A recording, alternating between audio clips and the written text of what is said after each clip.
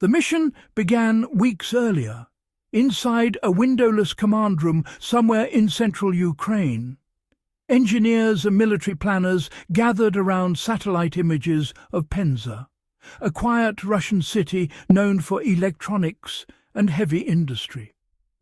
Hidden among its factories was a building with no official name, just a heat signature and an unusual concentration of antenna arrays. Intelligence reports suggested it was the assembly site for the Poliana D4M1, a mobile command system linking radar, missile and air defense networks across western Russia. Disabling it would be like cutting the nerves of a giant. But there was a problem. Penza lay more than 600 kilometers from the Ukrainian border, deep inside Russian territory, behind multiple layers of radar coverage, fighter patrols and electronic jammers. Even a stealth aircraft would struggle to reach it undetected. The solution wasn't brute force, it was subtlety. A team from Ukraine's aero-rozvidka unit proposed using modified commercial drones equipped with lightweight warheads and autonomous navigation systems. Each would fly at treetop level, avoiding radar by blending into ground clutter. To succeed, the drones would need to cross multiple detection zones. Low-frequency radar nets near Kursk, medium-wave systems near Tambov, and the massive surveillance array outside Penza. The entire flight path was calculated to within meters, taking advantage of radar blind spots, terrain dips, and even weather patterns that could scatter radio signals. The plan was simple, on paper, but in execution it was madness. One false altitude reading, one satellite drift, one stray signal, and the mission would end in flames. Still, when the final simulation ran, the numbers whispered a possibility. 62% chance of success if everything worked perfectly. And so, on that cold morning, 10 drones lifted off from hidden launch points near Kharkiv, their propellers slicing the dawn air. What followed would be studied by military scientists for decades. The mission began weeks earlier, inside a windowless command room somewhere in central Ukraine. Engineers and military planners gathered around satellite images of Penza, a quiet Russian city known for electronics and heavy industry. Hidden among its factories was a building with no official name, just a heat signature and an unusual concentration of antenna arrays. Intelligence reports suggested it was the assembly site for the Poliana D4M1, a mobile command system linking radar, missile, and air defense networks across western Russia. Disabling it would be like cutting the nerves of a giant. But there was a problem. Penza lay more than 600 kilometers from the Ukrainian border, deep inside Russian territory, behind multiple layers of radar coverage, fighter patrols and electronic jammers. Even a stealth aircraft would struggle to reach it undetected. The solution wasn't brute force, it was subtlety. A team from Ukraine's aero-rozvidka unit proposed using modified commercial drones equipped with lightweight warheads and autonomous navigation systems. Each would fly at treetop level, avoiding radar by blending into ground clutter. To succeed, the drones would need to cross multiple detection zones, low-frequency radar nets near Kursk, medium-wave systems near Tambov, and the massive surveillance array outside Penza.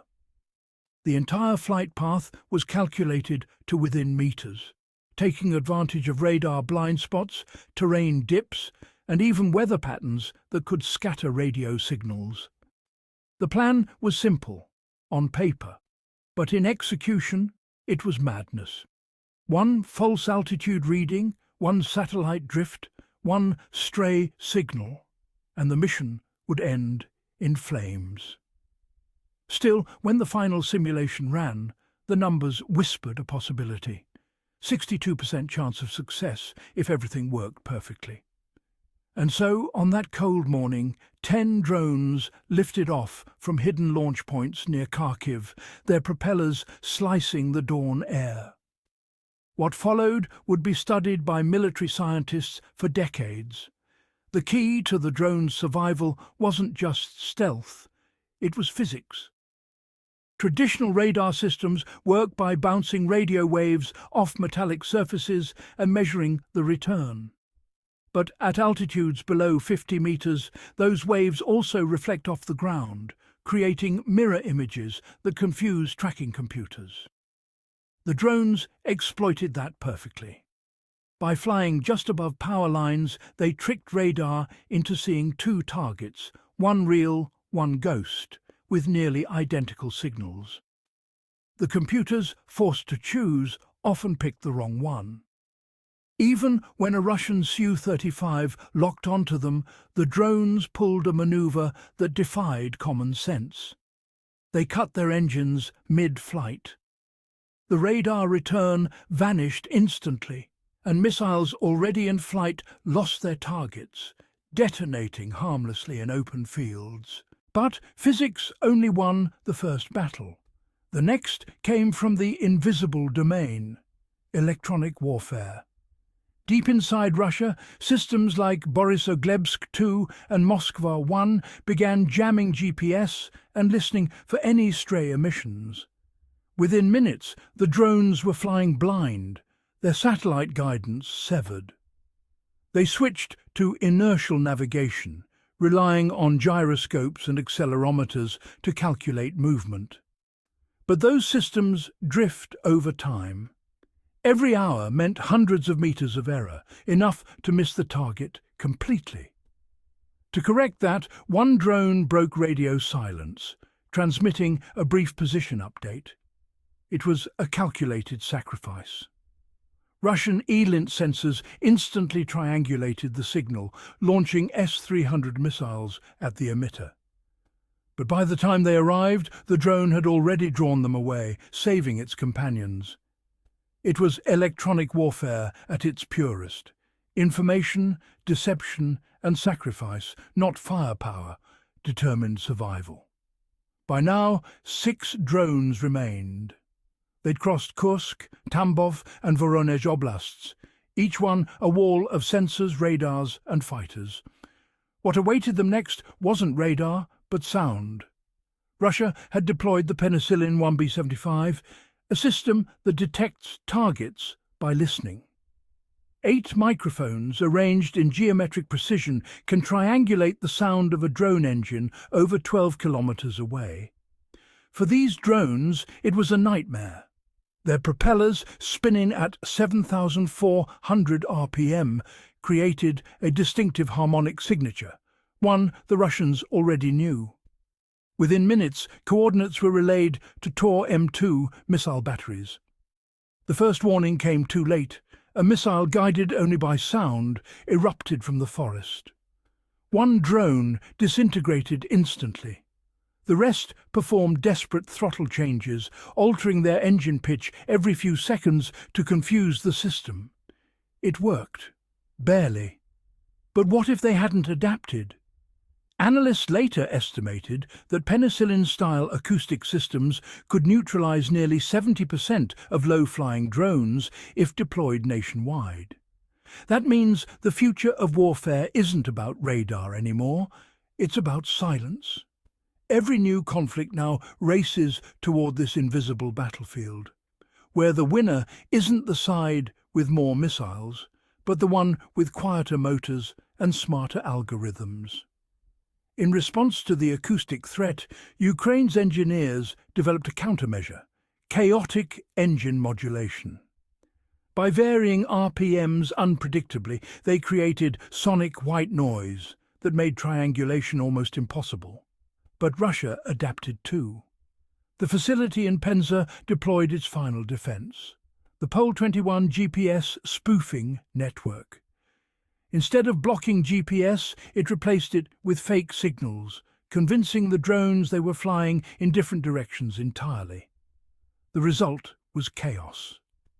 Drones began spinning, climbing and banking wildly as their systems fought between real sensors and false coordinates. One crashed, another vanished, yet by pure chance, one drone, guided visually by its camera feed, locked onto the target building.